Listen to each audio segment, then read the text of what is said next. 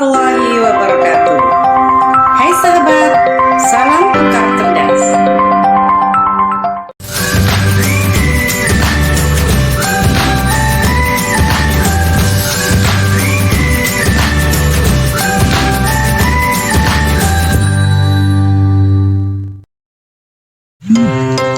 Indonesia adalah bangsa dengan beragam suku bangsa, budaya, agama, serta keadaan ekonomi. Perbedaan tersebut adalah kekayaan bangsa kita.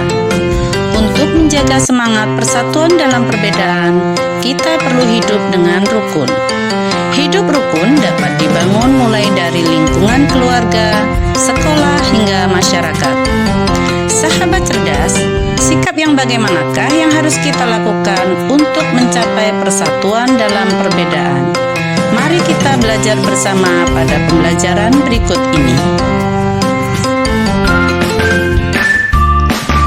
Materi PPKN kelas 6, tema 2, Persatuan dalam Perbedaan, subtema 1, Rukun dalam Perbedaan.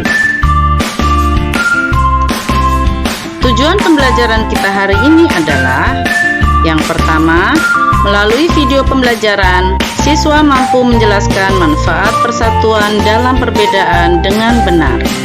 Yang kedua, melalui diskusi dan pengalaman, siswa mampu menuliskan kegiatan yang menunjukkan persatuan dalam perbedaan dengan tepat. Yang ketiga, melalui diskusi, siswa mampu menceritakan kegiatan sekolah yang telah dilakukan untuk menciptakan persatuan dalam perbedaan dengan tepat. Makna persatuan dalam perbedaan. Di keluarga besarmu mungkin ada yang berasal dari suku yang berbeda. Di lingkunganmu juga mungkin ada yang berbeda budayanya. Dan saat kita pergi ke daerah lain, kita dapat mendengar bahasa daerah yang berbeda dengan kita. Di sekolahmu juga mungkin ada beberapa agama seperti agama Islam, Kristen, Katolik, Hindu, Buddha, ataupun Konghucu. Ada beberapa sikap yang diperlukan untuk mencapai persatuan dalam perbedaan. Sikap tersebut perlu diterapkan oleh semua anggota masyarakat. Sikap-sikap itu adalah: yang pertama, sikap peduli. Hidup rukun bermula dari sikap peduli terhadap orang lain. Peduli berarti menyadari bahwa orang lain mempunyai kebutuhan yang berbeda dari kita. Peduli juga berarti memahami sikap apa saja yang dapat menyenangkan atau mengganggu orang lain. Yang kedua adalah sikap mendahulukan kepentingan bersama. Sebagai bagian dari masyarakat yang beragam, kita perlu mendahulukan kepentingan bersama di atas kepentingan pribadi atau golongan. Kepentingan bersama dapat mencakup kepentingan di suatu lingkungan, masyarakat, sekolah, ataupun negara. Yang ketiga adalah toleransi kepada orang lain. Toleransi artinya sikap saling menghormati dan menghargai antar individu meskipun terdapat perbedaan. Toleransi ini merupakan sikap yang harus terus kita terapkan dalam kehidupan sehari-hari. Teman-teman di kelas biasanya berasal dari berbagai suku bangsa. Kita dapat mendengar logat daerah yang berbeda, oleh karena itu kita harus bersikap toleransi. Nilai-nilai persatuan dalam perbedaan di lingkungan sekolah.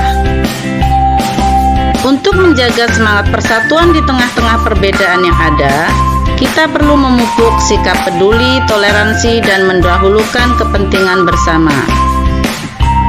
Contohnya adalah piket kelas bersama-sama membuat pekerjaan menjadi lebih ringan dan cepat selesai, karena ada sikap peduli, toleransi, dan mendahulukan kepentingan bersama.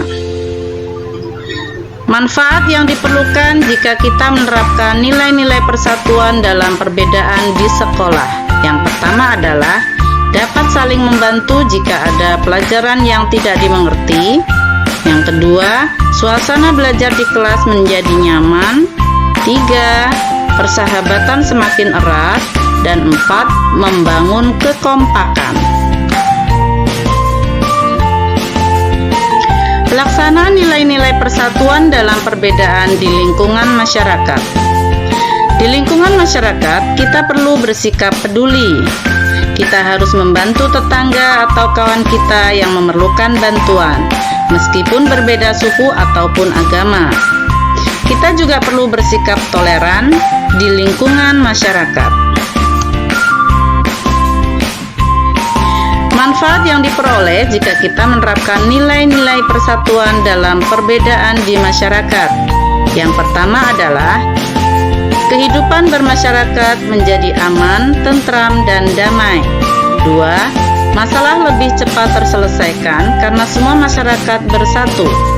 3, lebih banyak pendapat yang disampaikan ketika bermusyawarah. Baik, untuk memperdalam materi ini, silahkan baca bukunya dan cari buku-buku pendamping yang lainnya. Demikianlah tadi pemaparan materi kita hari ini.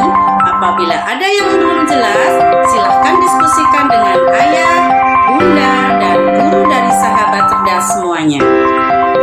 Baiklah, saya akhiri sampai di sini dulu pertemuan kita hari ini. Kita akan bertemu kembali pada pembelajaran selanjutnya.